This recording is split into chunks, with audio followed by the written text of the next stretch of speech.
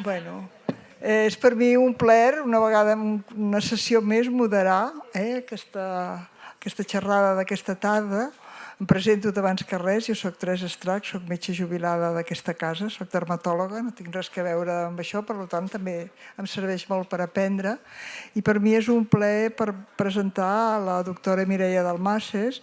Ella és pneumòloga, va estudiar la carrera de Medicina aquí a la Universitat de Barcelona, on va fer també el doctorat.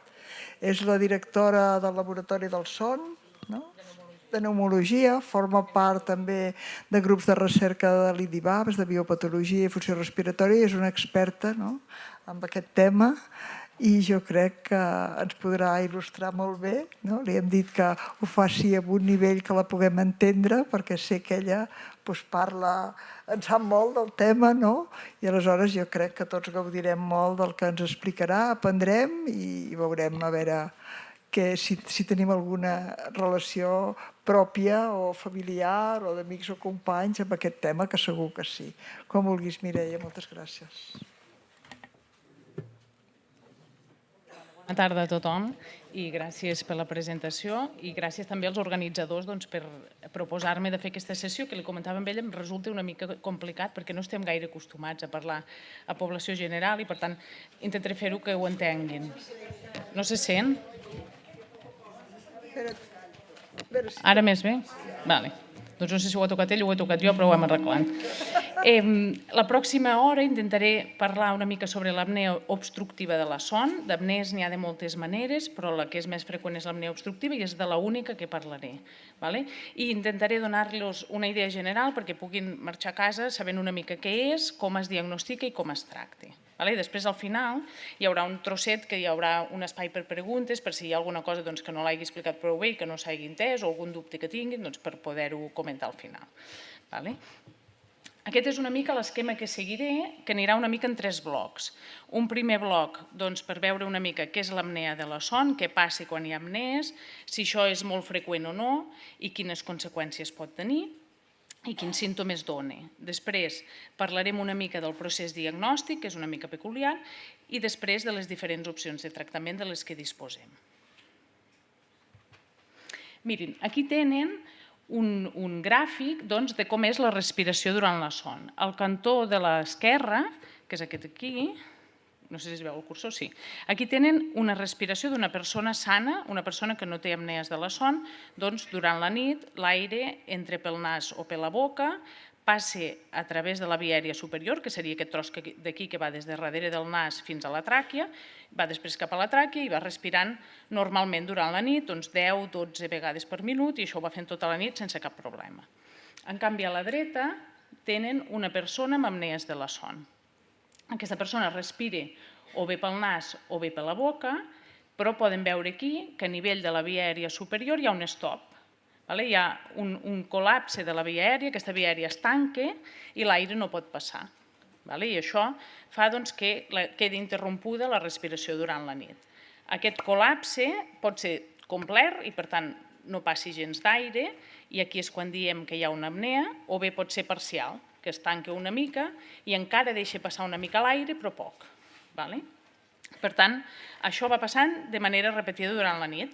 El pacient respira, troba aquí un stop, fa per obrir-ho, després us explicaré com, i quan torna a respirar, torna a produir-se l'stop i això va fent pauses respiratòries durant la nit.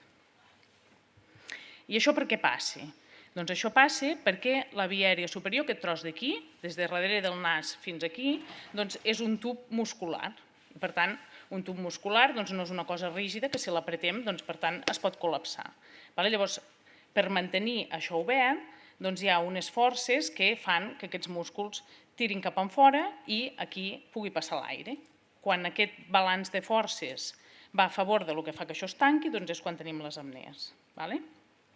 Hi ha diferents graus de tancament, com podeu veure aquí, i quan, per exemple, es tanca una mica l'aire, seria el ronc, si es tanca una mica més seria això que hem dit, que passa l'aire però en menys quantitat, que és el que diem una hipopnea, i quan es tanca del tot seria quan es para de respirar. Aquí tenen una imatge endoscòpica, és a dir, això és mirant amb una càmera a través del nas per veure aquest tros d'aquí mentre la gent dorm. Aquí tenen a l'esquerra una via aèria superior d'una persona que no té apnees de la son. Doncs aquí hi ha una bona llum, l'aire passa i per tant l'aire vindria del nas i aniria cap aquí, que seria la tràquea, i això és permeable i l'aire va passant durant la nit. En canvi, aquí a la dreta tenen una via aèria superior d'una persona amb apnees de la son, que veieu que aquestes parets es toquen. Per tant, aquí o l'aire o no passa gens o passa molt poc. Quan això està així és quan es produeix l'apnea. I què pot fer que això es tanqui? Doncs hi ha causes anatòmiques, com pugui ser grans obesitats que poden fer dipòsit de greix a nivell de la via aèria superior i per tant això es pugui col·lapsar més. I després hi ha patologies sobretot de músculs i de tipus neurològic que poden afectar la funció d'aquests músculs a aquest nivell i per tant fer que aquests músculs siguin menys efectius per mantenir la via aèria oberta. Per tant, hem dit que hi ha diferents graus de tancament i com a una cosa molt simplificada, i no sé si hi ha cap otorrino, si n'hi hagués algun potser es ficaria les mans al cap, però com una cosa molt simple diríem que quan es tanca una mica fa soroll l'aire al passar i seria el ronc, i quan es tanca una mica més ja passa poc aire i quan es tanca del tot serien les apnees. Llavors, podríem entendre d'una manera que no és ben correcta, però d'una manera simplificada, que el ronc seria com un pas previ a fer apnees. Quan només es tanca una mica ronca i si es tanca més acabarà fent parades de respirar. Vostès què creuen? Que el ronc és molt prevalent, o sigui, és molt freqüent a la població general o poc? Molt, no? Per exemple, dels que són aquí, i això és una pregunta una mica indiscreta i que no vulgui contestar, que no contesti, qui ronqui? Jo també ronco. O sigui, uns quants. No, amb la CEPAP no, menys mal, que amb la CEPAP no. O sigui, uns quants ronquen i algun que ronqui no ens ho ha dit, per tant, és bastant freqüent. De fet, si sortíssim al carrer i preguntéssim a les primeres 100 persones que trobéssim quantes ronquen, 30 roncarien. Per tant, la prevalència o la freqüència del ronc a la població general és d'un 30%, que és bastant. Si en lloc dels 100 primers que passen els preguntéssim quants fan apnees, doncs això seria menys, perquè hem vist que és més difícil fer apnees, ha d'estar més tancat, això. I la prevalència d'apnees és d'un 10%, o sigui, un 10% de la població té apnees de la son, que això és molt. És molt, perquè si a Catalunya hi ha 8 milions, doncs són 800.000 persones, és molt. Per tant, no tothom que ronca fa parades de respirar, però sí que hi ha molta gent que ronca i fa parades de respirar. Aquí tenen un mapa del món amb estudis fets a diferents parts del món i podeu veure que més o menys a tot el món les prevalències van així, o sigui, entorn al 10, inclús al 20%, per tant és un problema d'una magnitud important. Hi ha molta gent al món que pateix apnees de la son i podeu veure també que la prevalència, o sigui, la freqüència de la malaltia és més alta en homes que en dones. En homes seria en torn al 14%, mentre que en dones estaria al voltant del 7%. La freqüència de la malaltia també augmenta a mesura que augmenta l'edat i, per tant, en persones més grans hi ha més apnees de la son. En persones més grans de 65 anys, un 30% té apnees de la son. I a pesar que és una malaltia que sabem que és molt freqüent, està molt infradiagnosticada, sobretot en les dones que tenen símptomes més atípics. I què passa quan hi ha una apnea? Hem vist que el pacient té un col·lapse en aquest nivell, a nivell de la via aèria superior, hi ha un tap, les parets es toquen i l'aire no passa. Llavors tenim un pacient que, com que no està respirant perquè l'aire no passa, li baixa l'oxigen a la sang. I com que intenta respirar a pesar que això està tapat, doncs fa esforç. Mou el tòrax perquè vol vèncer aquesta resistència però no pot. I això genera que hi hagi canvis de pressions a dintre el tòrax que poden afectar a nivell circulatori. I a més, perquè s'acabi l'apnea, perquè si no un es moriria, si fes una apnea eterna, això hi ha d'haver alguna cosa que faci que s'acabi. Doncs el cervell el que fa és despertar una mica aquella persona, lo justet, és un despertar no conscient, lo justet perquè torni a obrir la via aèria i torni a començar a respirar. I llavors aquest cicle es va repetint, paro de respirar, baixa l'oxigen, faig pressió, em desperto, torno a respirar normal, torno a parar, i això tota la nit. Llavors, això provoca que hi hagi tota una sèrie de canvis i que tots aquests microdespertars donaran lloc a sensació de no dormir bé i, a més, activen tota una sèrie de canvis que faran que les apnees de la son s'associen amb patologia amb altres òrgans. I aquí tenen una mica tot el que s'ha associat a les apnees de la son.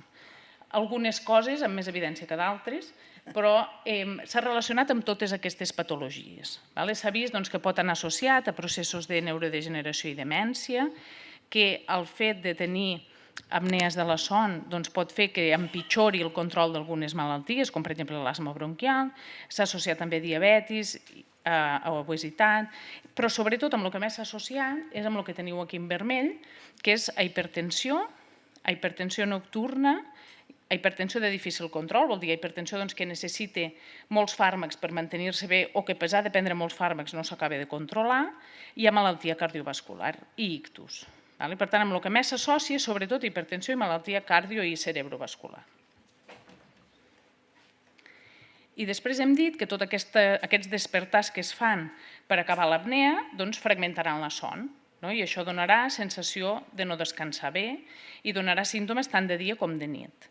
De dia, aquí teniu una mica els símptomes més característics, els pacients es queixen de tenir son, que hi hagi una somnolència diurna excessiva, que s'adormin en situacions inapropiades, al teatre, parlant amb algú, inclús hi ha pacients que tenen son conduint, tenen sensació d'aixecar-se amb un cap espès i de no haver dormit bé la nit, d'anar cansats i a vegades hi ha també símptomes de poques ganes de fer coses, d'alteracions de la concentració i de l'estat d'ànim perquè no descansen bé i durant el dia no tenen ganes de fer res. El fet de tenir més son, que hi hagi dèficits d'atenció, també s'ha associat a més risc d'accidents de trànsit i laborals i a un empitjorament de la qualitat de vida. Això pel que fa als símptomes diürns, que el principal seria la somnolència. I després hi ha símptomes de nit, que el pacient no els pateix tant, perquè no se'n dona compte, ell està dormit i per tant no se n'assabenta, però sí que els familiars els expliquen. I per tant és important que vinguin acompanyats a la visita, perquè si no es perden la meitat del que passi. Llavors, durant la nit, el característic és que ronquin, ens ha de fer sospitar, sobretot si el ronc és fort o entretallat, perquè el pacient va roncant i quan fa l'apnea para, per això és entretallat el ronc. O sigui, mentre ronqui no passa res. El problema és quan no ronqui. Després que hi hagin apnees observades, és a dir, que el company de llit vegi que realment pari de respirar. A vegades els pacients es desperten en el moment en què la via aèria està tancada i llavors fa com una mica sensació de falta d'aire, pot haver-hi despertars freqüents i a vegades necessitat d'aixecar-se moltes vegades per anar al lavabo. Amb edats més avançades, els símptomes poden ser una mica diferents. En persones d'edat avançada, normalment els símptomes no són tan marcats. I moltes vegades no és que no siguin tan marcats, sinó que s'assumeixen com una mica normals de l'edat. La iaia s'ha començat a dormir al sofà, això abans no li passava, però pobra iaia està gran i que dormi. Home, potser sí que està gran i una part és perquè està gran, però potser s'ha de veure si té d'altres coses perquè a vegades s'assumeix que és l'edat i pot haver una patologia a sota. A vegades en persones grans també es pot associar caigudes freqüents i una mica de deteriorament cognitiu. I en els nens és absolutament diferent. En els nens el fet de tenir apnees de la son és sobretot principalment perquè tenen a vegades unes amígdales molt grans i els nens els símptomes que donen és a vegades al contrari, nens com molt inquiets, amb alteracions del comportament, a vegades pot haver-hi baix rendiment escolar, enuresis, que és que se'ls escapa el pip en edats que ja no tocaria, i en casos molt greus s'han descrit retrasos del creixement. Llavors hi ha una sèrie de característiques d'un que el fan més propens o no a tenir apnees. I aquí les tenen una mica recollides. Ser home és un factor de risc per tenir apnees. De fet, la freqüència de la malaltia és 2 o 3 vegades més alta en homes que en dones. Això tendeix a igualar-se a la menopausa perquè l'efecte protector de les hormones femenines es perd i per tant tendeix a igualar-se i també perquè hi ha un augment de pes a la menopausa normalment. L'edat avançada, l'envelliment, també és un factor de risc per a les apnees de la son perquè aquesta via aèria conforme passen els anys perd to i per tant es fa més col·lapsable. Un altre factor de risc important és l'obesitat. En persones amb obesitats molt importants la freqüència d'apnees de la son és molt alta i de fet en pacients que van a cirurgies de l'obesitat, que tenen obesitats molt greus, un 80-90% tenen apnees de la son, que sí que és veritat que un cop s'operen i es millora el pes moltes vegades desapareix.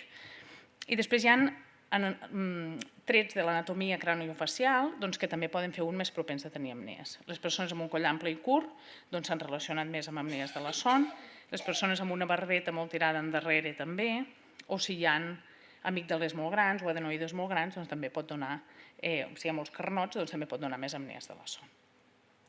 I després hi ha determinats hàbits que fem i que també fan que aquestes apnees de la son puguin ser més freqüents, com pugui ser el tabac, perquè és irritant de la via aèria superior i per tant pot afavorir més el col·lapse, l'alcohol, que l'alcohol el que fa és relaxació de la musculatura i per això quan un va un dia, per exemple, a sopar i beu una mica més, aquell dia ronca més, això és cosa de l'alcohol, i també pot afavorir més les apnees. I després hi ha alguns fàrmacs, sobretot relaxants musculars i fàrmacs sedants, que poden augmentar les apnees de la son. Un d'aquests fàrmacs, per exemple, és l'Orfidal, que a Catalunya també el pren la meitat de la població, i això pot augmentar les apnees de la son. És un fàrmac que és relaxant muscular i que pot fer que hi hagi més tendència al col·lapse. Només per prendre un Orfidal, si un no està predisposat, tranquils, no fa més apnees de la son, però sí que és una cosa que hi pot contribuir. Per tant, hauríem de sospitar apnees de la son si un ronca fort, sobretot si és freqüent o entretallat, si para de respirar, i és una dada que té molt pes que la família, que la companya digui no, és que a la nit pare, i després si té son. Si té son durant el dia, sobretot si és una son que dificulta les activitats quotidianes o inclús conduint.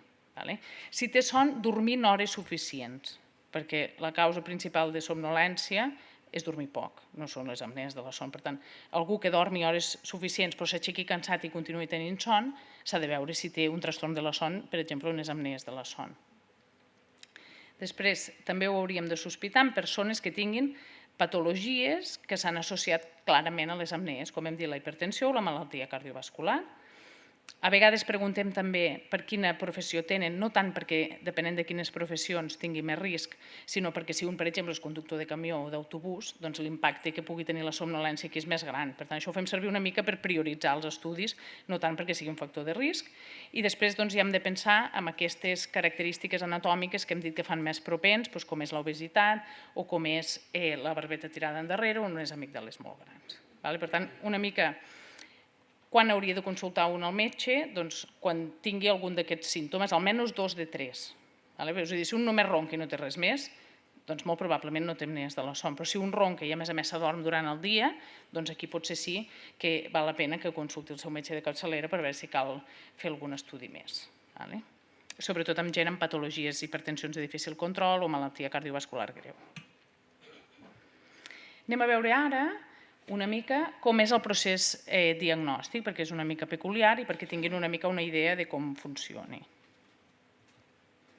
Mirin, quan un hem dit que té aquests símptomes de son no reparador, cansament, apnees observades o ronc, el que hauria de fer és consultar el seu metge de capçalera, que li farà una avaluació i veurà si realment sembla que en pot tenir o no. A vegades, a atenció primària, es fan servir alguns qüestionaris, que n'hi ha de diferents maneres i això és igual, però que serveixen per establir una mica el grau de sospita, per dir, mira, sí, sembla que pot tenir o no, però no serveixen per al diagnòstic. No hi ha cap qüestionari que serveixi per diagnosticar apnees de la son. Només serveixen per veure una mica si cal prioritzar aquell pacient o no, si és molt probable o poc que ho tingui. Per saber si un fa apnees de la son, l'única manera és fer una prova de la son i veure si para de respirar o no para. No hi ha una altra manera. Per tant, cal fer sí o sí un estudi del son. D'estudis del son n'hi ha de moltes maneres, però els explicaré una mica els que fem servir amb més freqüència. D'una banda tenim la polisomnografia convencional, que és l'estudi més complet i que és el que porta més sensors. Després hi ha una versió simplificada, que seria la poligrafia respiratòria, i després, en els últims anys, han sortit alguns sistemes que encara són una mica més simplificats i que permeten també fer una aproximació del diagnòstic. Mireu, la polisomnografia convencional, com us he dit, és la prova més completa i s'acostuma a fer a l'hospital. Per tant, cal que vingui el pacient a dormir una nit a l'hospital. Aquesta prova ens permet fer un registre continu i simultani de diferents variables. I aquí el que es registra són variables neurològiques i variables respiratòries. Dintre de les variables neurològiques es posa un electroencefalograma, un electroculograma per veure com es mouen els ulls i un electromiograma del mentó, per veure si mou la boca o no durant la nit. I també perquè en determinades fases de la son no hi ha activitat muscular i per tant això ens interessa veure. I després es fiquen una sèrie de variables respiratòries que el que pretenen és veure si respira o no respira i si fa esforç o no fa esforç. Aquí tenen, llavors el que fem és, ve el pacient que té una sospita d'apnees de la son, el visita el seu metge de capçalera, si considera que sí que pot ser que tingui apnees de la son, l'envia al pneumòleg. I el pneumòleg el que fa és decidir quin tipus de prova li demana i l'envia a la unitat del son. Quan arriben a la unitat del son, si li han demanat una polisomnografia convencional, que és aquesta prova més completa, doncs se li fa aquest muntatge, el rep un tècnic que treballa aquí a la nit, i li diu, doncs mira, li farem aquesta prova que consisteix en això, i li posen els sensors. I els sensors que li posen són aquests que veuen aquí. Són uns sensors d'electroencefalograma per veure si dorm o no dorm, uns sensors d'electroculograma per veure si mou els ulls o no, perquè hi ha determinades fases de la son que tenen uns moviments d'ulls característics i ens interessa veure-ho, i un electromiograma del mentó. Això seria la part neurològica. I després hi ha tota una part de variables respiratòries, i això inclou la cànula nasal, que és com quan a un li posen oxigen, però sense posar-lo, només per veure si respira o si para, un altre que és de nas i boca, i després aquests cinturons que veieu aquí, que això el que fa és mirar si el pacient mou el tòrax o no durant la nit. I un pulsioxímetre, una pinça al dit que mira també l'oxigen durant tota la nit. Més o menys el muntatge queda com el d'aquesta senyora, que veieu que porti tot d'electrodes al cap, que són l'electroencefalograma, aquests pegats aquí vora els ulls, que és per veure com es mouen els ulls, i això aquí al mentó per veure si mastega o no mastega, per entendre's, si mou la musculatura d'aquí o no. I després porta aquests altres sensors respiratoris, doncs aquest tubet aquí, que és per veure si respira o no respira, aquesta cosa blava que porta aquí, que és per veure si no respira pel nas però respira per la boca, i aquests cinturons per veure si hi ha esforç o no. Llavors, aquesta senyora, un cop li hem muntat tot això, que això tarda una bona estona, perquè s'ha de medir tot de cos i potser tarda quasi una hora, un cop porti tot això, li diem, bueno, ara tancarem la llum i vostè dormi. Exacte, i molta gent diu, sí, que diu, bueno, ara a veure si podré dormir amb això. En general, dormen. En general, sempre hi ha qui no, però en general es dorm. Llavors, tanquem la llum i es posa en marxa l'estudi i això el que fa és registrar durant la nit si dorm, si no dorm, si respira, si no respira, si mou el braç, si no el mou. Veiem què és el que fa durant tota la nit. I dona un registre semblant amb això d'aquí, que no cal que d'això, però aquest registre després això es guarda i després es mira què és el que ha fet aquella persona durant la nit. En la polisomnografia convencional, que és aquesta prova més completa, com que hi ha electrodes d'electroencefalograma i hi ha variables respiratòries, doncs podem saber si dorm o no dorm, en quina fase de la son està i com és en general tota l'estructura de la son. I a més podem saber com respira durant la nit. És una prova que us he dit que és força complexa, que té un cost alt, perquè al final requereix d'un llit d'hospital i això la fa poc accessible, perquè al final tenim 4 llits nosaltres a la unitat del son, per tant podem fer màxim 4 proves a la nit, cada dia, i la demanda és molt més alta, per tant genera un problema, que és que si hem de fer tothom aquest tipus de prova, home, ara s'esperen per fer-la, però si només féssim aquestes s'esperarien 3 anys. Llavors això no podem, hem de buscar alguna alternativa per donar sortida i per poder ser més accessibles i poder fer les proves abans. I en aquest sentit s'han desenvolupat altres sistemes més senzills i inclús ara últimament s'ha desenvolupat un sistema de poder fer aquesta prova amb electrodes i tot, però amb no tants, i fer-la a casa. Llavors vindria el pacient, li col·locaríem, marxaria a casa i l'endemà ho tornaria. Això potser ho començarem a fer en els pròxims mesos, de moment no ho fem. Un altre sistema que tenim per poder fer més proves a casa, perquè és un sistema més senzill, és la poligrafia respiratòria, que és una prova més senzilla, que a diferència de l'altra que tenia variables neurològiques i variables respiratòries, només té aquest tros, només té variables respiratòries. I aquesta mira només amb això que hem dit de la cànula nasal, si respiren o no, una pinça al dit per veure si cau l'oxigen o no i si hi ha esforç o no. Es pot fer a casa o a l'hospital, sobretot la gràcia és fer-la a casa perquè estàs limitat pel número d'aparells que tens, però no per 4 llits. Aparells en tenim més que llits i, per tant, és més fàcil i ens permet poder fer més proves a casa. I si ve a l'hospital, doncs hi ha un tècnic que fa el muntatge, com en la prova aquella més completa que hem vist, i si es fa a casa, doncs fem venir els pacients, els expliquem que actualment ho estem fent en una sessió de grup, on venen 7 o 8 pacients que aquell dia es faran tots aquella prova, i hi ha un tècnic que els expliqui, mira, això s'ho ha de posar així, s'ho ha d'enganxar amb uns esparadraps aquí, ho ha de connectar aquí, i la gent s'ho emporta i ho fan a casa. I llavors l'endemà ho tornen i nosaltres mirem a veure com ha anat, i si fan o no fan apnees de la son. Això ens permet poder arribar a més pacients i escurçar una mica les llistes d'espera, que tot i així són altes, però que ens fa una mica més accessibles. Si ve a l'hospital, doncs com abans, hi ha un tècnic que li explica, li fica els sensors, li fa el muntatge, hi ha la cànula nasal, com hem dit, el pulsioxímetre per veure com està l'oxigen i les bandes d'esforç toràcic per veure si respira o si para. A més, tant la polisomnografia convencional com aquesta tenen un sensor de posició que ens permet saber si el pacient està dormint penjant l'aire o està dormint de costat, que això també ho veiem al vídeo, però això és útil perquè hi ha pacients que penjant l'aire tenen parades de respirar i de costat no. Llavors, a vegades el tractament és només dormir de costat, però si no tinguéssim un sensor de posició això no ho podríem quantificar.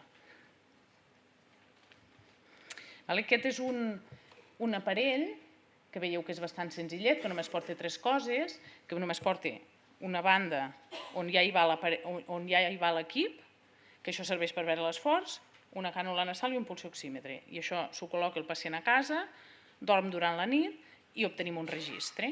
I després mirem a veure què és el que ha fet. Aquesta prova, a diferència de l'altra, com que no porta electrodes al cap, no sabem exactament si dorm o no dorm durant tota l'estona.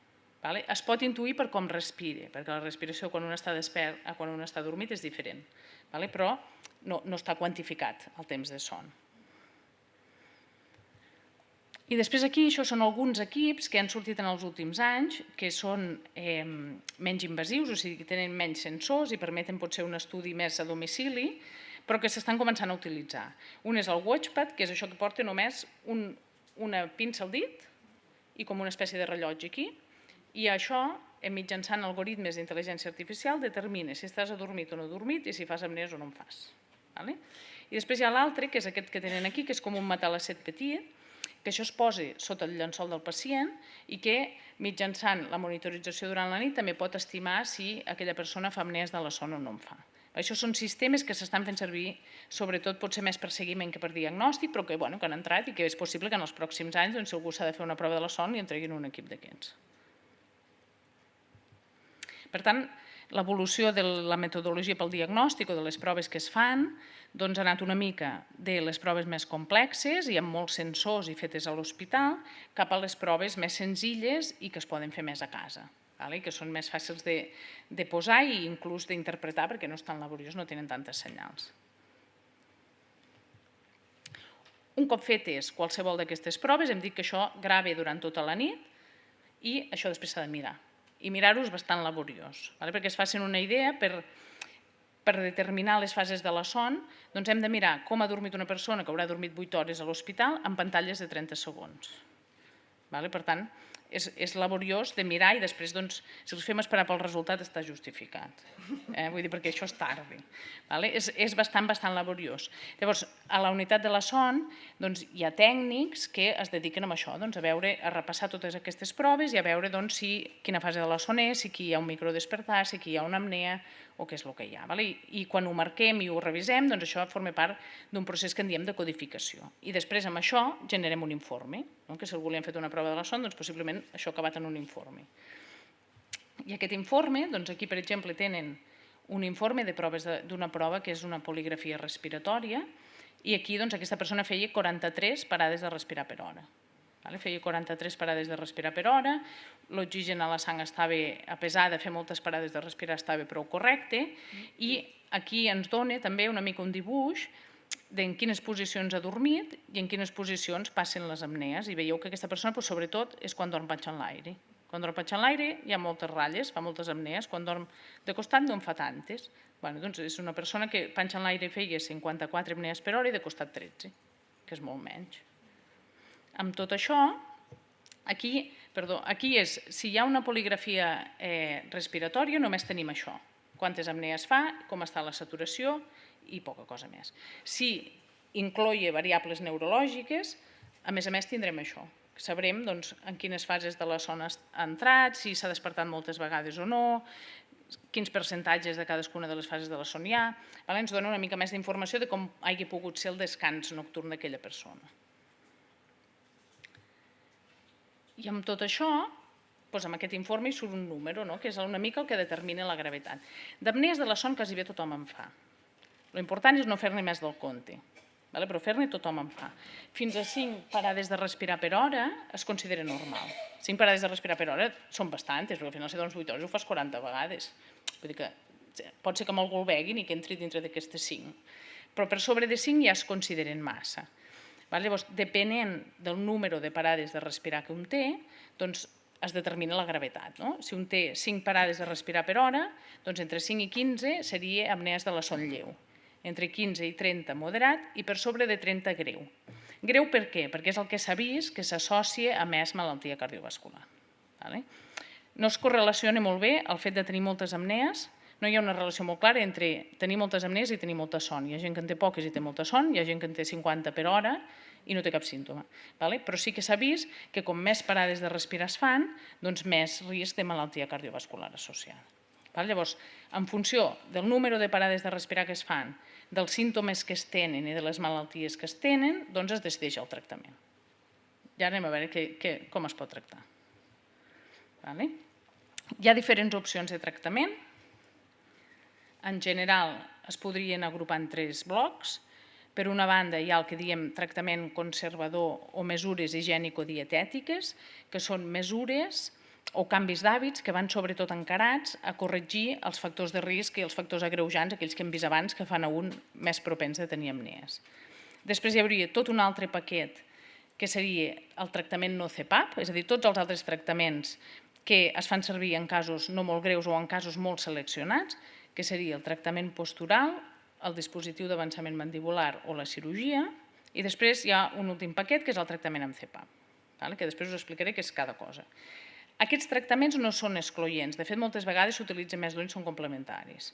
I sovint requereix d'un abordatge multidisciplinari, vol dir que hi participin diferents especialitats que es dediquen a les malalties de la son. Doncs pot ser que necessiti un pneumòleg i un otorrino, o un pneumòleg i un cirurgià maxilofacial. Vull dir que normalment pot ser que un mateix pacient porti diversos tractaments. Les mesures d'higiene de la son és una mica el tractament, és el pilar fonamental del tractament.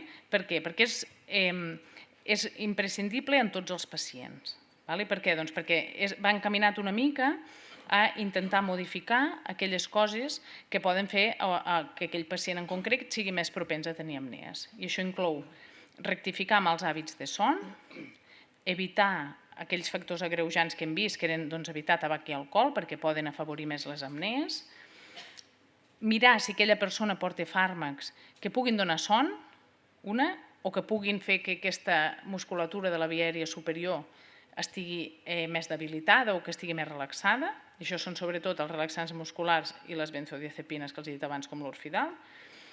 Això s'ha d'intentar, en la mesura del que es pugui, retirar-ho o disminuir-ho al màxim. Una altra cosa molt important a les apnees de la son és el pes. Està molt associat el sobrepès i l'obesitat a les apnees de la son. I un percentatge gran de pacients amb apnees de la son tenen sobrepès o obesitat. Llavors, tractar el sobrepès o l'obesitat és imprescindible. I després també tractem altres patologies associades, com per exemple l'obstrucció nasal, perquè si un té el nas tapat, fa més força per respirar i això afavoreix més aquí que tanqui. I a més, si un té el nas tapat i al final necessita un tractament amb CPAP que li posarem pel nas, doncs això dificulta que es pugui tolerar bé el tractament. Un altre tipus de tractament és el tractament postural. El tractament postural va encaminat a que la persona no dormi panxa en l'aire, que és la posició més dolenta o que més afavoreix les apnees, perquè la llengua cau més enrere i queda menys espai a nivell de via aèria superior perquè passi l'aire. Per tant, dormir panxa en l'aire és la posició més desfavorable per a les apnees. No per tothom, però en general sí. Llavors, aquest tractament el podem fer servir en aquelles persones que tenen apnees panxa en l'aire i no en tenen de costat, o en tenen poques de costat. Que això és el 50 o 60% dels casos, vull dir que són bastants. Llavors, quin objectiu té el tractament? Que el pacient estigui incòmode panxa en l'aire. Que ni que vulgui dormir panxa en l'aire, li resulti incòmode i hagi de dormir de costat.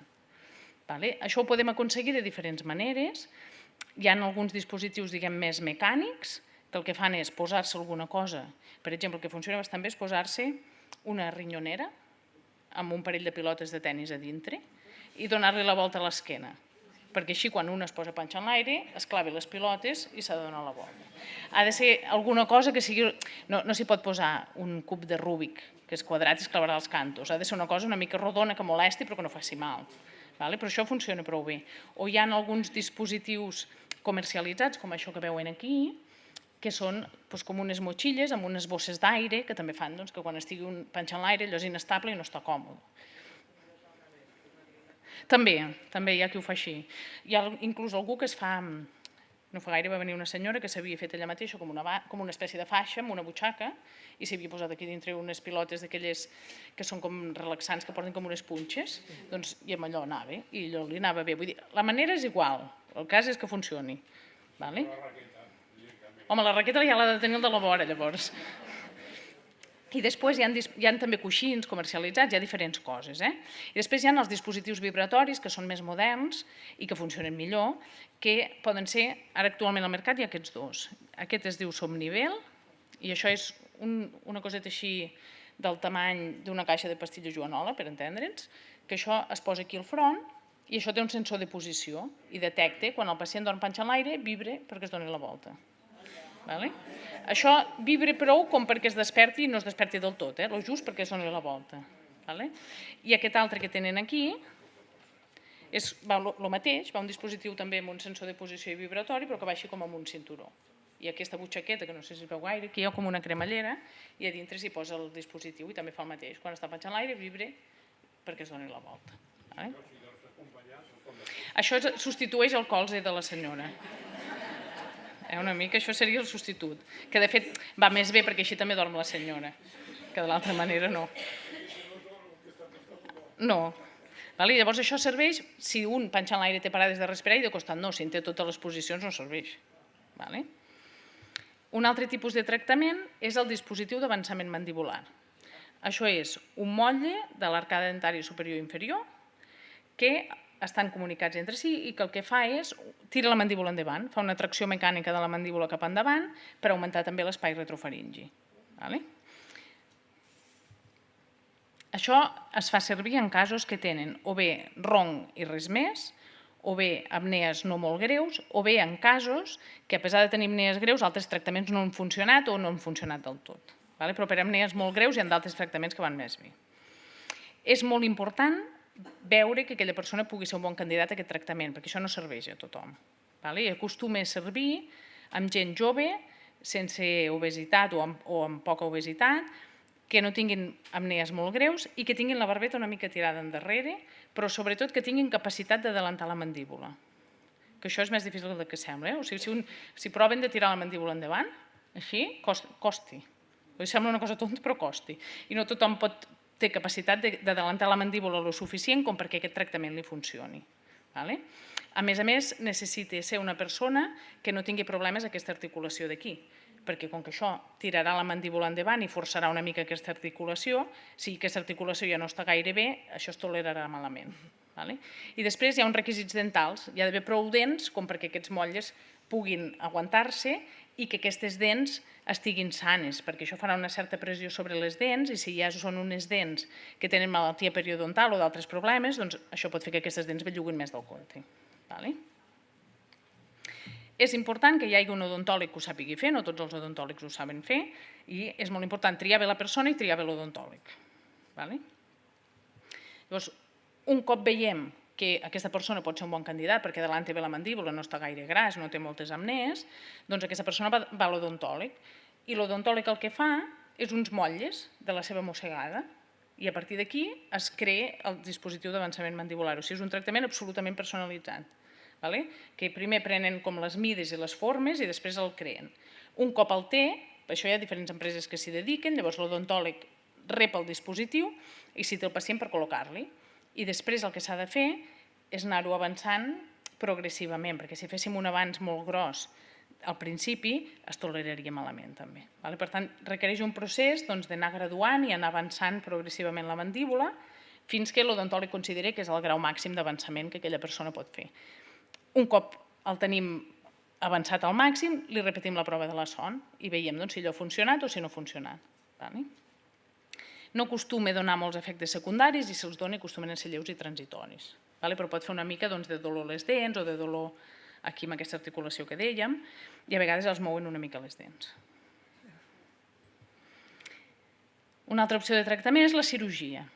La cirurgia pot ser de teixits tous, que vol dir de coses que hi ha a dintre la boca que fan que aquest pas quedi tancat, o d'esquelet, perquè si un té la barbeta molt tirada enrere, aquí ja s'ha de tocar os.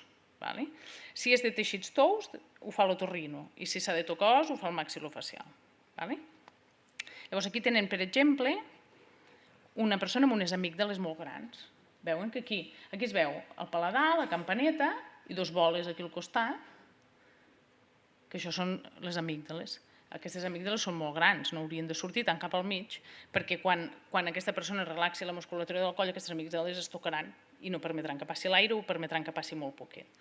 En aquests casos d'amígdales tan grans es poden operar, i és el que hem fet aquí baix. Es van treure les amígdales, aquí ho veuen una mica estrany perquè això és recient, però després queda rosa com l'altre, perquè ara ho veuen així com un color així una mica lleig, però després això queda com l'altre.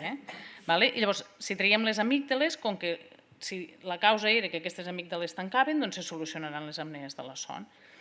A vegades es pot retallar el paladar o la campaneta, si és molt llarga i la causa és aquesta, i a vegades inclús es toca la base de la llengua. Els que donen millors resultats són els de les amígdales grans. I després, com els deia, si hi ha algú que té una mandíbula molt tirada endarrere o molt petita i enrere, doncs això a vegades es pot adelantar. I si estan el maxil·lar superior i l'inferior tirats enrere, doncs es pot adelantar tot en bloc, i si només és aquest, doncs s'adalanta només aquest de baix. Això ho fa el cirurgià maxilofacial i en persones ben seleccionades dona bons resultats. Però és una cirurgia que s'ha de fer unes fractures òssies, s'ha d'adelantar la mandíbula, vull dir, és una cirurgia bastant complexa. Tant en la cirurgia de teixits tous, diguem, d'amígdales i tot això com amb aquesta, és molt important triar bé el candidat. Si algú té unes amígdales una mica grans però no molt grans, segurament si li toquem les amígdales no n'hi haurà prou per arreglar-li les apnees. O si algú té la barbeta una mica enrere però no és una cosa molt clara, doncs potser li adelantarem una mica però tampoc se li arreglarà del tot. I finalment el tractament amb CPAP, que el tractament amb CPAP potser el coneixen perquè hi ha molta gent que en porta. El tractament amb CPAP el que fa és, a través d'una mascareta nasal, posa aire a pressió per mantenir la via aèria pressuritzada, per ficar dintre un aire i per molt que aquests músculs es relaxin, doncs no es puguin tancar perquè hi ha aire dintre. I per tant recupera el pas de l'aire. Aquí tenen un equip de CPAP, n'hi ha diferents models, i veieu, doncs va amb una mascareta i va amb una tubuladura, o sigui, va amb un tub que és una mica gruixut. Això no és com allò de ficar oxigen, és diferent, és un altre tipus de mascareta, és una mica més gros, i és important que ajusti bé, perquè això és com un petit compressor. O sigui, això fica aire a pressió i si no ajusta bé i s'escapa l'aire, no és efectiu, per eficàcia. Llavors aquí l'objectiu de la CPAP quin és? Doncs és tornar a obrir aquesta via aèria, passar d'aquesta foto del principi on aquesta via aèria estava tancada a poder-la tenir així, que és semblant amb aquella que vèiem d'un pacient normal, sa. Poder tornar a obrir aquesta via aèria, que desapareguin les apnees i amb això es normalitzi el son, milloren els símptomes i evitem el risc de totes aquestes patologies que hem dit que es poden associar a les apnees. Llavors, quan algú diu, mira, aquest senyor és bon candidat a tractament amb CPAP, doncs li podem posar la CPAP de dues maneres. Una és donar-li un equip de CPAP que va automàtic, que això què vol dir? Doncs que aquell equip de CPAP, sense el que fa el pacient, és a dir, si el pacient dorm a la nit, l'equip de CPAP detecta quan fa apnees i posa pressió per corregir-les.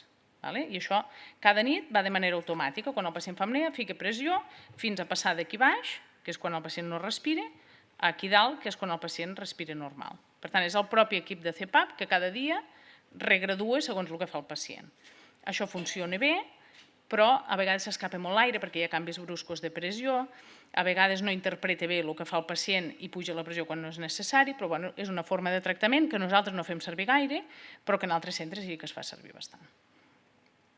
I l'altra opció és dir, anem a posar-li una CPAP, un equip de CPAP, a una pressió fixa, que això ens evitarà aquestes pujades i baixades de pressió i aquestes fuites que s'hi associen, i llavors això, si volem ficar-ho a pressió fixa, s'ha de graduar, s'ha de fer una prova per determinar quina pressió necessita cada pacient perquè li desapareguin les apnees.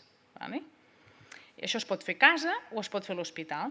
I aquí tenen la mateixa senyora aquella d'abans, que la prova no li va sortir gaire bé i li vam haver de posar una CPAP. I aquí tenen el mateix muntatge d'abans, però a més amb la mascareta. Llavors aquesta senyora va venir a dormir i durant la nit en directe, anàvem monitoritzant si feia parades de respirar o no, i hi havia un tècnic que, quan veia que en feia, pujava la pressió, fins a trobar a quin nivell desapareixien les apnees. Quan sabem a quin nivell desapareixen, llavors fem la recepta i pot començar el tractament a aquella pressió que sabem que li va bé.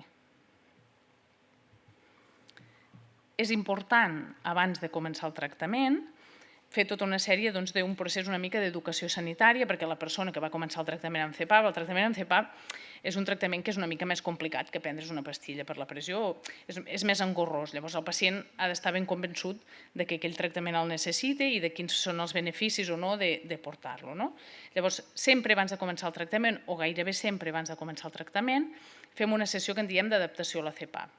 Què vol dir? Que fem venir el pacient en horari de matí i li expliquem com funciona la CPAP, quins beneficis se'n poden obtenir, quins truquets hi ha per tolerar millor el tractament, i això ho fem abans que vinguin a dormir la nit, perquè així dormen més bé i aprofitem més la prova de dormir la nit. Per tant, el procés seria una mica venir a fer la sessió d'explicació, veure com es tolera la CPAP, com funciona, venir a dormir la nit, determinar quina pressió necessita i quin tipus de mascareta i fer la recepta. I un cop nosaltres fem la recepta, això es fa a través d'un aplicatiu del CatSalut i l'empresa que li pertoqui per la zona on viu el contacte per entregar-li la màquina. I l'entreguen programada com nosaltres haguem indicat. Llavors el pacient va recollir l'equip, li donen l'equip de CPAP, la tubuladura i la mascareta i s'ho comença a posar a casa, tant a la nit com a la migdiada si fa migdiada. Si és molt curta no, però si és una migdiada una mica llarga ja s'ha de posar. Hi ha molts equips de CPAP i moltes mascaretes. És important triar la mascareta que sigui còmoda i sobretot que sigui de la talla del pacient perquè si no facilita que s'escapi l'aire. Habitualment treballem amb mascareta nasal, que és aquesta que veuen aquí, que és com un triangulet de silicona amb unes tires, que això és l'arnès perquè això el que fa és permet que es pugui ajustar bé i que l'aire no s'escapi.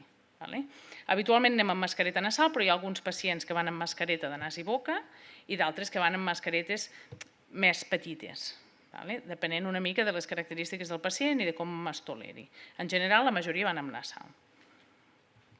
I aquí teniu diferents models. Hi ha mascaretes nasals, que són les que fem servir més, n'hi ha que tenen, no sé si es veu gaire, però n'hi ha que tenen una peça que repenja aquí al front, n'hi ha d'altres que no la tenen, n'hi ha que l'arnès va més amunt, n'hi ha que l'arnès va més avall, vull dir, hi ha diferents models, tant de mascaretes de nas, com de mascaretes de nas i boca, com de mascaretes infranasals o olives. O sigui que, si a algú li han començat un tractament amb CPAP i no li està còmode la mascareta, tranquil·litat, perquè n'hi ha moltes i molt serà que no en trobem una que vagi bé. Per tant, hi ha molta varietat i es pot canviar la mascareta. Inicialment comencem amb les de nas perquè és menys engorrós que nas i boca és molt gros, fuita més i dona més problema, i les de nas van més bé que aquestes en general, perquè aquestes tan petites aquí sota, si un porta una pressió de CPAP una mica alta, normalment s'escapa l'aire. Per tant, fem servir aquestes d'entrada perquè en global són les que millor funcionen, però després pot ser que una altra persona necessiti aquesta perquè obre molt la boca. Això es pot canviar. Llavors, un cop ja té el tractament a casa i ja se'l posa per dormir, fem un seguiment. Un seguiment per què? Per veure si té dubtes, si no els té, si s'ho posa bé, si no s'ho posa bé, si sap per què serveix. Aleshores, aquest seguiment el fem o bé presencial, que es pot fer individual o en grup. Moltes vegades la primera sessió és una sessió en grup, que en diem d'aula de CEPAP, doncs on van diversos pacients que han començat fa relativament poc el tractament amb CEPAP i es torna a explicar una mica tot per què serveix, si s'ho posen, si no s'ho posen.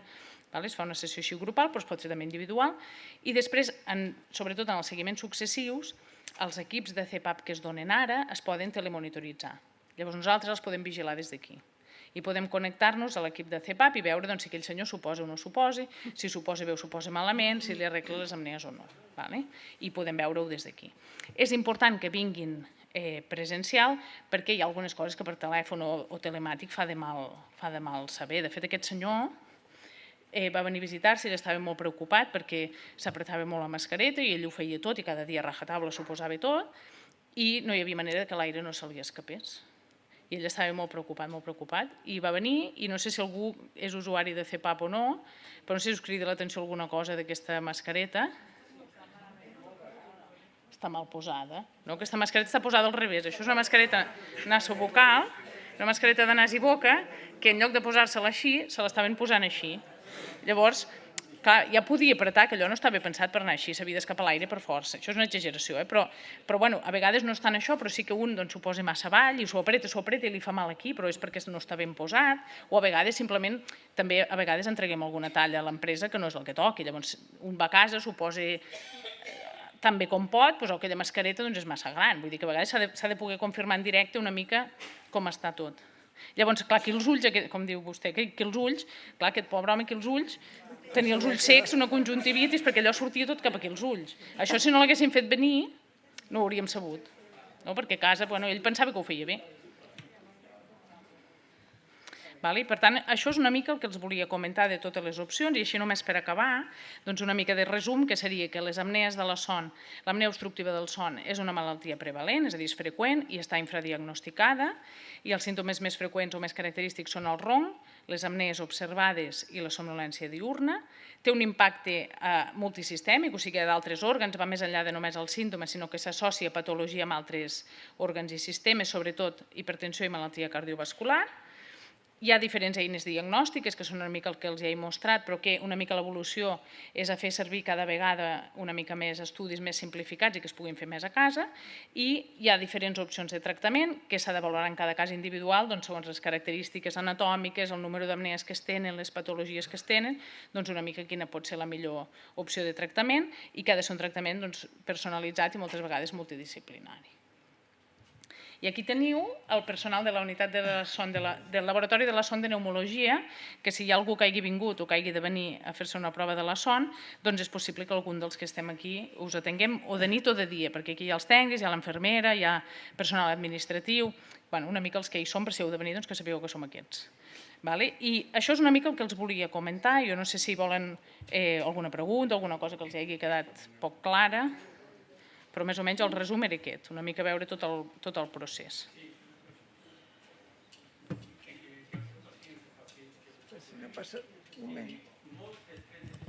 Un moment, sisplau.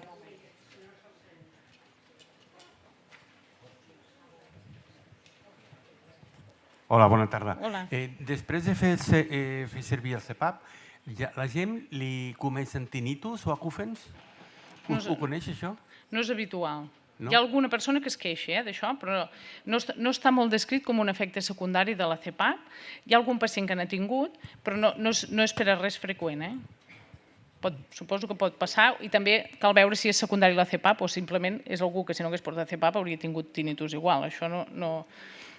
Ho dic perquè pertany a un grup de WhatsApp que hi ha milers de persones que fan servir o sense, no ho sé, del CEPAP és molt gran, a vegades ho tinc que borrar perquè ocupa molt, esborrar, i molta gent es queixa d'això.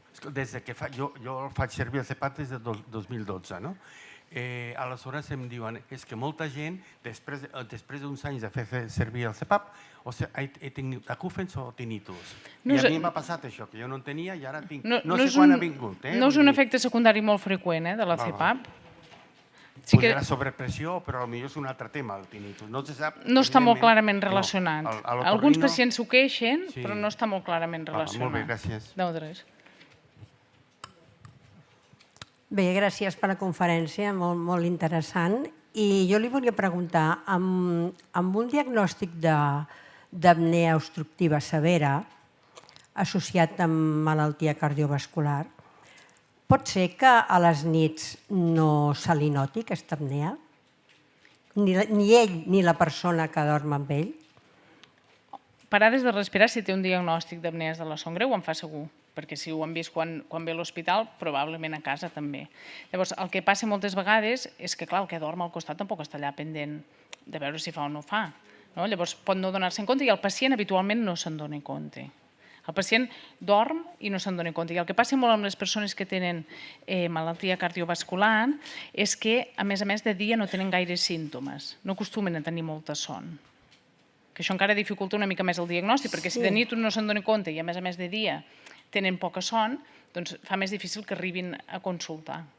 Sí, però el que he vist és veritat que de dia aquesta sintomatologia, que jo sí que l'he constatat, que també hi ha irritabilitat i també hi ha somnolència, això sí que ho associo, però clar, trobo estrany que no hi hagi símptomes, perquè abans, amb un pes superior, es notava l'apnea i com que va baixar molt de pes, aquestes apnees ara no es noten, però estan diagnosticades. Bueno, si ha baixat molt de pes, és possible que hagin millorat les apnees de la son i que abans en tingués moltes i per tant era més fàcil enganxar-lo quan en feia una i ara en tingui menys. Això, la pèrdua de pes s'associa molt a la milloria de les apnees de la son. Sí, però actualment la té severa aquesta obstrucció encara. De fer-les les fa, de veure-les no les hauran vist, però de fer-les les fa. Però les té. Sí, segur, perquè si ho han vist a la nit que ha anat a dormir a l'hospital, quan dorm a casa probablement és semblant. Perfecte, gràcies. De res.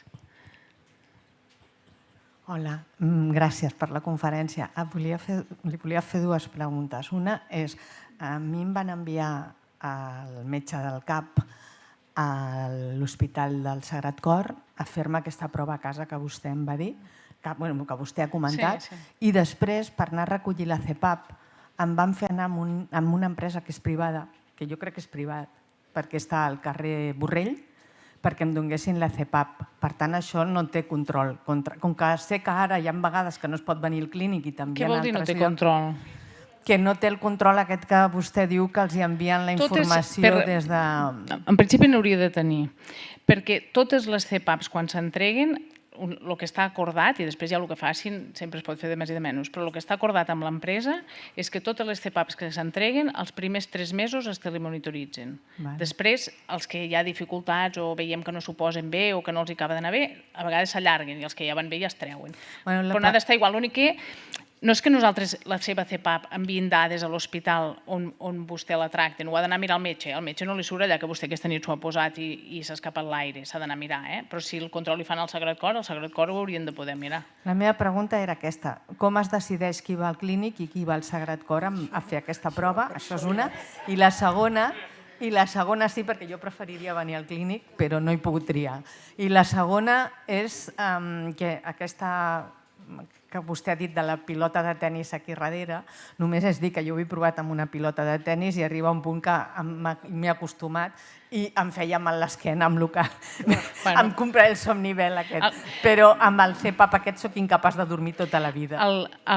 Que un vagi a una zona o una altra depèn d'on viu. Depèn d'on visqui vostè, li toca un ambulatori o un altre i depèn de l'ambulatori que li toca un hospital o un altre. Manso és Sagrat Cor. Però ja fa temps que no. Ja fa temps que Manso és Sagrat Cor. Això qui ho ha decidit jo no ho sé i no hi tinc res a veure, però funciona així. Depèn d'on un viu. Si visqués a Sants, vindria aquí, per exemple. Depèn d'on un viu. És de zona. I l'empresa que li entregue depèn també de la zona on viu. Si vostè on viu, l'empresa és TBT Gin. Bueno, ara ha canviat de nom, però són els mateixos, sí. Sí, Nippon, ara és Nippon, no fa gaire que ha canviat. No, sí, és l'empresa que va guanyar el concurs de teràpies respiratòries domiciliàries. És una empresa privada que dona un servei públic. Vull dir, no és que és l'empresa que ha de ser, per entendre'ns, vostè ha organitzat així.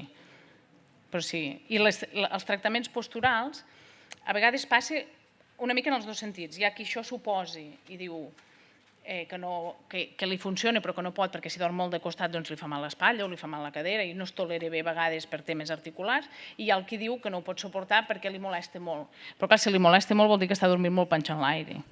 perquè si no, no li hauria de molestar tant. Sí, però si la pilota li molestava molt, vol dir que tenia molta tendència a dormir panxa en l'aire i dormia sobre les pilotes, segurament. I llavors per això li van indicar la CPAP, suposo. Però bueno, hi ha d'altres tipus de dispositius posturals més ben tolerats, com aquest que deia del somnivel, i que el problema que tenen és que són tractaments no finançats. Així com la CPAP sí que ho és. ¿Los descongestionantes nasales son buenos o son malos para descongestionante nasal? ¿Para las apneas o en general? Sí, si te taponas la nas. Los descongestionantes nasales se pueden usar en periodos cortos de tiempo. No es muy bueno usarlos a periodos muy largos. ¿Vale? Los que son vasoconstrictores, los que son corticoides, que a veces se usan porque uno nota sensación de obstrucción nasal, esto se puede usar a más largo plazo y no da tanto problema. Y lo de humedecer la habitación es bueno para respirar bien. Humedecer la habitación es un tema de comodidad. O sea, esto no le va a mejorar ni a empeorar las apneas. Es que si usted se levanta con la boca muy seca o con la nariz muy seca y el aire es más húmedo, pues le resultará más cómodo, pero no tiene por qué mejorar o por qué influir en las apneas que uno tenga. Hola, gràcies per la xerrada. T'he faré una pregunta que no sé si és molt de perogrullo, però a veure, no sé conscient que tens apnea del son, però dormir malament en el sentit de ser incapaç de dormir les hores que tocarien, o que et costi molt o que et despertis massa, pot ser, suposo que hi ha altres causes d'insomni, pot ser que sigui una apnea no detectada? Les apnees de la son no s'acostumen a associar a insomni d'inici. O sigui, que un vagi a dormir i no pugui dormir no acostuma a ser per apnees de la son. El que es desperti més sovint sí que pot ser, perquè a vegades, com us he dit, quan s'acaba l'apnea, el despertar és no conscient, però a vegades és conscient i llavors fragmenta la son. I hi ha gent que llavors es desperta més vegades. Pot associar-se més a un insomni que en diem de manteniment, que és de despertar-se al llarg de la nit, que no pas a un insomni d'inici. Però sí pot ser. L'únic que hi ha moltes altres causes d'insomni. Vull dir, l'apnea és una causa, però n'hi ha moltes altres i normalment són més freqüents les altres que l'apnea, però sí que s'ha associat sobretot a despertars freqüents. Hola, bona tarda. Jo volia preguntar, fa un mes em vau regalar un marcapassos. Dormo... No ens estem de res, No ens esteu de res. Per sort, perquè m'havien fet un holter al Sagrat Cor, trigaven 30 dies a donar-me els resultats i a la setmana següent ja tenia posat el marcapassos aquí. O sigui que estic aquí de... Jo dormo un CPAP i quan anem a la revisió cada any em pregunten què porta vostè marcapassos? Clar, jo no portava. Això és perquè hi ha algunes mascaretes de CPAP, que aquí us n'he posat, em sembla, alguna, que van amb imants. Normalment les cintes aquestes van amb un velcro i això un s'ho ajusta a la nit i ja està. Però n'hi ha algunes que van amb imants, com per exemple aquesta d'aquí va amb imants. Veu, això blanc és un imant. I això no es pot posar amb algú que porti marcapàs, perquè pot generar problemes. Per això li pregunten. Perquè si porta marcapàs, aquestes mascaretes amb imants no es poden fer servir. I després una altra cosa. Algunes de les mascaretes amb imants, n'hi ha algunes que sí. Una altra cosa. Jo porto una pressió de 13 i cada vegada les mascaretes noves que et donen són més petites. Clar, això, no sé, són minis cada vegada. Bueno, perquè intenten ser el més petites possible per ser el menys molestes possible. Ja, però clar, aleshores tens fuites. No n'hauria de tenir. Si és la mascareta adequada i ben posada, no n'hauria de tenir. Sempre n'hi ha una mica. A veure, això no és... Clar, un no ho porta aquí enclastat. Sempre hi ha una mica de fuita. I després una cosa que no els he dit, aquestes mascaretes totes tenen una zona que hi ha uns foradets que per allà ha de sortir l'aire. Allò no s'ha de tapar perquè això és per no reinhalar aire brut en CO2, diguem. Pels costats, ho noto. Si surt pel costat és que o la mascareta no és de la talla que toqui o no està ben posada. I ja em vaig queixar, em van donar unes altres, però continuo, tenia una molt maca de la Resmet i ara no, diu que ja no la fan. Bueno, devia tenir aquesta. Tenia aquesta? Em portava una peça aquí dalt? No, sí, no, però era més gran. Bueno, ni que no la facin, hem de poder trobar una que sí que facin i que li vagi bé. Això a l'empresa li canviaran, No, ja m'han canviat i continuo... Doncs això ho ha de bé fer-se els seguiments aquí? No, m'ho fan al cap, perquè el metge... I quin cap li toqui? Manso. Cas que tots són de Manso, és que no hi podem fer res. Sí, però aquí em vau posar el marcapassos, Ho ha de dir el pneumòleg de Manso, però això al pneumòleg de Manso li pot canviar la mascareta. Sort que vaig venir aquí, que si no... Jo soy fan del Clínic. Hola, yo quería preguntar sobre el airecillo ese que sale por arriba. Yo estoy operada de las cataratas, ¿vale? Pero es que antes me pasaba y ahora me sigue pasando. Con ese airecillo ya no sé qué hacer para no constiparme de la vista. Clar, sí, aquí hi ha dos coses. O sea, esto del airecillo... ¿El airecillo sale por la válvula o sale por alrededor de la mascarilla? Por lo de arriba, por los por agujeritos. La válvula. Sí. Entonces hay que ponerle otra que tenga una válvula más abajo. Si a vostè això li genera problema, que l'aire que li surt li fa com una conjuntivitis, s'ha de ficar una mascareta, que hi ha mascaretes que tenen la vàlvula més amunt i hi ha mascaretes que la tenen més avall. Llavors s'ha de buscar una que li resulti més còmoda. Vale, o sea, que lo digo para... Sí, esto se puede cambiar. Es que ahora me ha hecho Perquè gracia. resseque, clar, li surt l'aire per aquí, resseque i l'ull, com a reacció, plori, per entendre's. Claro, i se me pone la vista. Llavors és més complicat. Però sí, això és perquè l'aire que surt per la vàlvula. L'important és que no surti pel costat, perquè llavors també va molt als ulls. Si la mascareta és així, surt per aquí, va molt directe als ulls. Les vàlvules normalment ja estan posades perquè no vagi molt als ulls, però bueno, depèn del model que tingui, pot ser que... Ja. Esto se puede cambiar, porque no todas las mascarillas tienen la válvula en el mismo sitio. Però no se la tapi, sobretot. Molesti. Hola, bona tarda. Jo volia preguntar, referent a la medicació, si el tramadol pres diàriament pot afectar amb la producció de les apnees. El tramadol no acostuma a estar molt relacionat amb apnees obstructives de la son. El que sí, el tramadol a dosis altes pot donar apnees centrals, que és un altre tipus d'apnees que van per un mecanisme diferent. Va més associat a apnees centrals, el tramadol, que no pas obstructives. Però no té... Això si porta CPAP, la seva CPAP, diguem que nosaltres podem mirar a través de la seva CPAP si té totes les apnees ben corregides o no i una mica de quin tipus són segons el que sense la màquina. Llavors, si els controls veguessin que té moltes apnees, doncs potser li revalorarien, no? Però si de moment no li han dit res, és que no n'hi fa, perquè es pot veure les apnees residuals a través de l'equip de CPAP que un té. Hola, mira, dues preguntes molt senzilles per la doctora. La primera és, una persona que ronca sistemàticament és sinònim o necessàriament es té de fer aquest tipus de proves per saber si té apnees? I l'altra és, havent fet una prova d'aquestes domiciliàries del son d'una nit, doncs a mi em van diagnosticar que no tenia problema, però em desperto 30 vegades a la nit. Aquesta va ser la raó que el pneumòleg em va enviar a fer la prova. Llavors, com és? Mira, si un només ronca i no hi ha d'altres coses, no hi ha apnees observades, no hi ha son, no és hipertens, no té molta malaltia cardiovascular, només per roncar, no estaria indicat fer una prova de la son.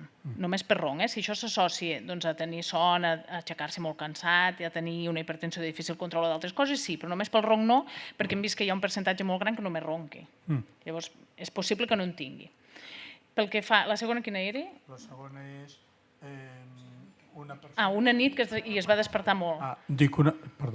Dic una persona que se'n va anar a fer una prova d'aquestes que li van receptar domiciliària perquè es desperta moltíssimes vegades. I el dia de la prova es va despertar moltes vegades o no? Doncs no me'n recordo. No, ho dic perquè les proves domiciliàries són igual de fiables que les proves hospitalàries, però els sistemes que fem servir a casa majoritàriament, entenc que vostè no portava electroencefalograma. Llavors, aquests sistemes en persones que tenen insomni o que aquella nit han dormit malament poden quedar una mica curts, perquè clar, nosaltres el que fem és veure si fa o no fa parades de respirar durant tota la nit, assumint que vostè va dormir tota la nit o majoritàriament va dormir. Si aquella nit vostè no dorm, d'apnees no en fa, però nosaltres no ho sabem, que no ha dormit. Per tant, entenc que això, quan va anar a l'entrevista, li van preguntar. Sí. O sigui, jo vaig dormir tota la nit i em van dir que no tenia problema, el qual deu Llavors, que vostè es desperti... Però jo habitualment me desperto moltíssimes vegades a la nit. Que vostè es desperti pot ser no associat amb apnees de la son, pot ser que tingui un insomni de manteniment o que tingui una altra cosa. Vull dir que, en O sigui principi... que no necessàriament tinc de demanar que em tornin a fer aquesta Si no prova. té símptomes de dia, d'estar cansat, d'aixecar-se amb un cap espès, si no té malalties greus associades, crec que no, però clar, depèn també de la valoració que li fessin en aquell moment. Entenc que si aquell dia van considerar que no s'havia de fer una prova més completa o que no hi havia d'haver d'altres coses, entenc que és perquè van considerar que havia dormit prou bé. O prou bé com per ser valorable la prova, per entendre'ns. Hola, bona tarda. Una pregunta molt senzilla i suposo que no té més d'això.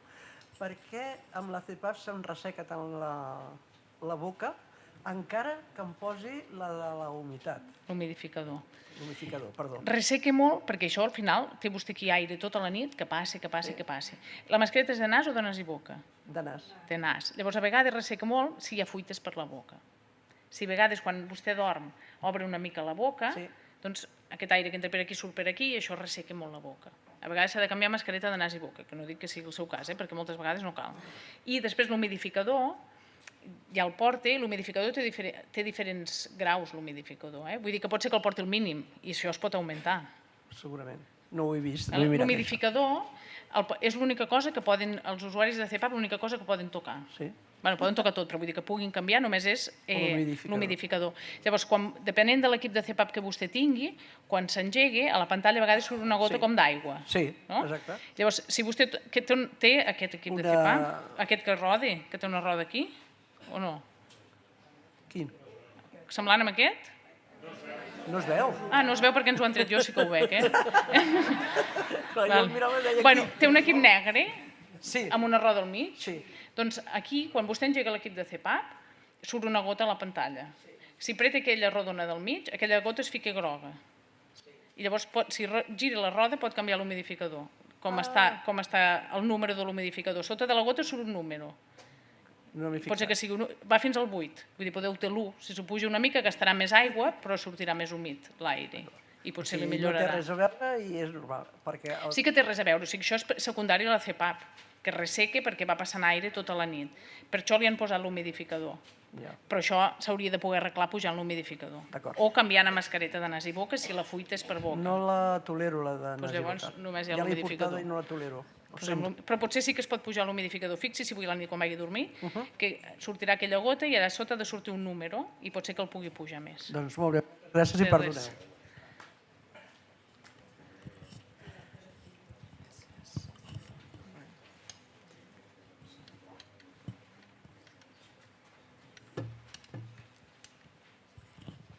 Bona tarda. Bona tarda. A veure, jo fa molts anys que tinc el CPAP, no?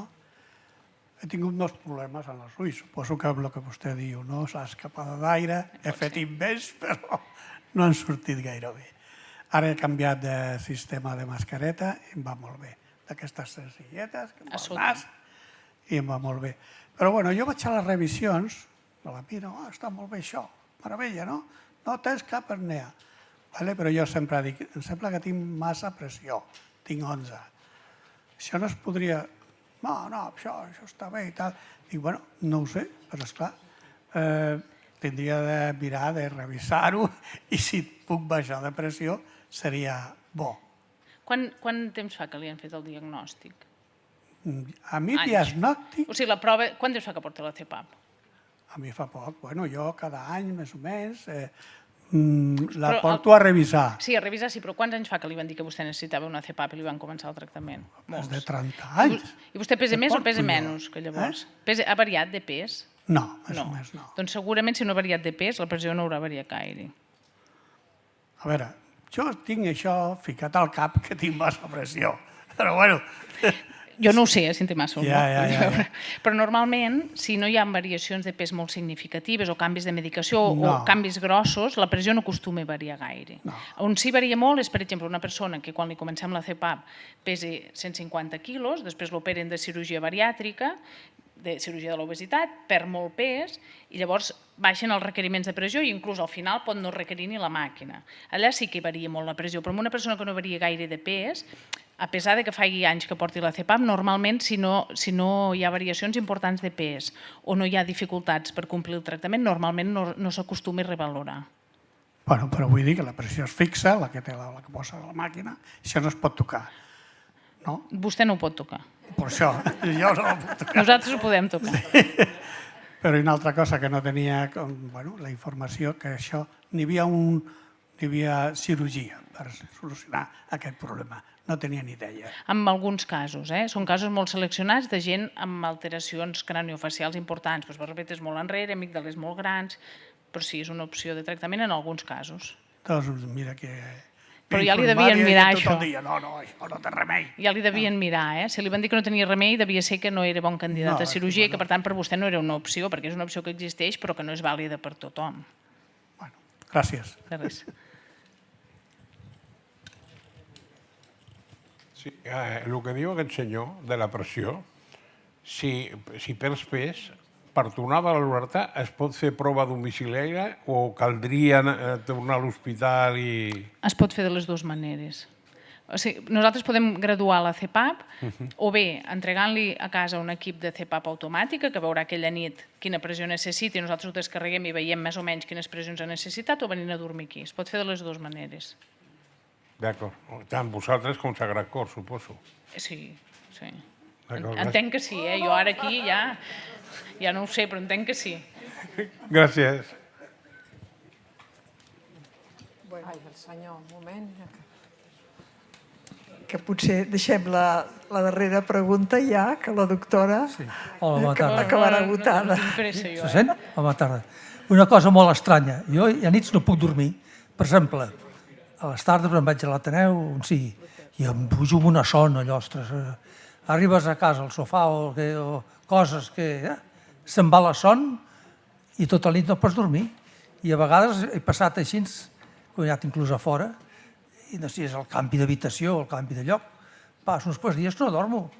I el dia vinent tampoc em trobo tan malament perquè no he dormit. Faig alguns dies la migdiada per fer la son recuperadora, però coi, per què no puc jo dormir la nit? I quan dormo feliç, mai de panxa com dieu aquí, girat al costat dret. És convenient també dormir girat al costat esquerre o sempre al dret? Per les apnees és indiferent dormir del costat dret que del costat esquerre. L'important és no dormir penjant l'aire.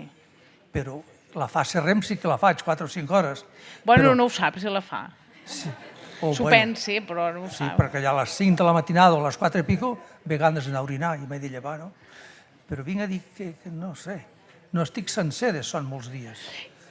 Aquí hi ha dues coses. Una és la gent que dorm poques hores, hi ha gent que com són, per entendre'ns, dormen poques hores i de dia estan bé, que és el que explica vostè. Vostè dorm poc a la nit, però després de dia, pel que hi entès, si no ho he entès malament, no funciona bé, no s'adorm. La pressió sanguínia està bé, ara em recupero una hora i mitja o mitja hora la migdiada. Que llavors, si fa una migdiada, ojo aquí amb la migdiada. Massa llarga no. Perquè si vostè ja no pot dormir la nit i fa migdiada, aquí això s'enreda. O sigui, si vostè no pot dormir la nit, la migdiada, si la vol fer, ha de ser curta. Curta vol dir un quart, 20 minuts, perquè si després fa una migdiada de 2 hores, malament. No. I després, un dorm a la nit per dues coses. Un, perquè estem preparats per dormir a la nit, i de fet, per exemple, els ratolins dormen de dia i de nit fan vida, no? I nosaltres estem programats per anar al revés. Llavors dormim perquè tenim una sèrie d'hormones que regulen que dormim a la nit i després el dormir també depèn de la pressió de son, que això vol dir de les hores que fa que vostè no dorm. Llavors, si fa migdiada, una de les dues coses que afecten a que vostè pugui dormir-se ja està malament. Bueno, està malament. Ja està una mica pitjor, doncs, no? Però és que a vegades no la faig a la migdiada i em trobo igual. Tinc de dormir aquesta nit, no tot. I després hi ha una altra cosa que és hi ha gent que té, que no dic que sigui el seu cas, però que hi ha gent que té expectatives de posar-se al llit, dormir al cap de 5 minuts, aixecar-se l'endemà al matí i no haver-se entrat de res. I a vegades no és tant que no dormi, sinó que vostè té unes expectatives molt altes de com hauria de dormir. I llavors té sensació de que no dorm prou bé perquè espera dormir perfecte. I això a vegades ens passa gent que venen a dormir a l'hospital i diu jo dormo molt malament i no dormo gens. I els posem totes aquelles coses que allò un pensaria que allò no dormen i al cap de 5 minuts estan adormits. I l'endemà al matí diu, què, com ha anat? No, jo no he dormit res, i hem dormit tota l'estona. Vull dir que a vegades és una mica la sensació que un té, també. Bueno, gràcies. I tot això? El cafè per les apnees és indiferent. Pel dormir, o sigui, si a vostè li costa dormir, el cafè produeix una substància que dificulta, pot fer una mica més complicat dormir. Llavors, si és una persona que li costa dormir, doncs no hauria de prendre o hauria de moderar el cafè que prengui. Però això afecta més als insomni, per exemple, que no pas a les apnees de la son. En general, les persones amb apnees de la son tenen més somnolència que no pas dificultat per dormir. Van més com cansats i tenen son de dia, més que no pas que els costi dormir la nit. Bueno, de res.